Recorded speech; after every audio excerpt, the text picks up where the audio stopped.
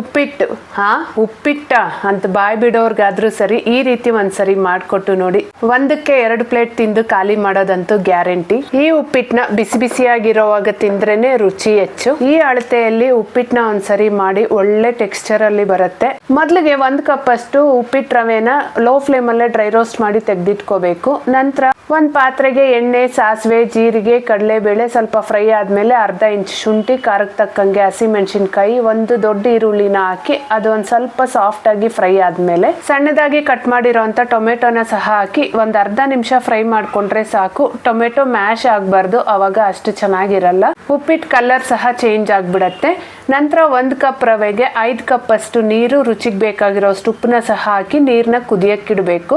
ನಂತರ ರವೆನ ಸ್ವಲ್ಪ ಸ್ವಲ್ಪನೇ ಹಾಕೊಂಡು ಚೆನ್ನಾಗಿ ಮಿಕ್ಸ್ ಮಾಡ್ಕೊಂಡು ಕೊನೆಯಲ್ಲಿ ಒಂದ್ ಸ್ವಲ್ಪ ಕೊತ್ತಂಬರಿ ಸೊಪ್ಪನ್ನ ಸಹ ಹಾಕಿ ಪ್ಲೇಟ್ ಮುಚ್ಚಿ 1-2 ನಿಮಿಷ ಲೋ ಫ್ಲೇಮ್ ಅಲ್ಲಿ ಕುದಿಸಿ ಸ್ಟವ್ ಆಫ್ ಮಾಡ್ಬಿಟ್ಟು 5 ನಿಮಿಷ ಹಾಗೇನೆ ಬಿಟ್ಬಿಡ್ಬೇಕು. ಮೇನ್ ಆಗಿ ಉಪ್ಪಿಟ್ಟಿಗೆ ಶುಂಠಿ ಹಾಕ್ಬೇಕು. ಹಾಗೆ ಈರುಳ್ಳಿ, ಟೊಮೆಟೊ ತುಂಬಾ ಫ್ರೈ ಆಗ್ಬಾರ್ದು, ಆವಾಗ ಟೇಸ್ಟ್ ತುಂಬಾ ಚೆನ್ನಾಗಿ ಬರುತ್ತೆ. ಒಂದ್ಸರಿ ಟ್ರೈ ಮಾಡಿ. ಇಷ್ಟ ಆದ್ರೆ ವಿಡಿಯೋನ ಲೈಕ್ ಮಾಡಿ. ಬಾಯ್.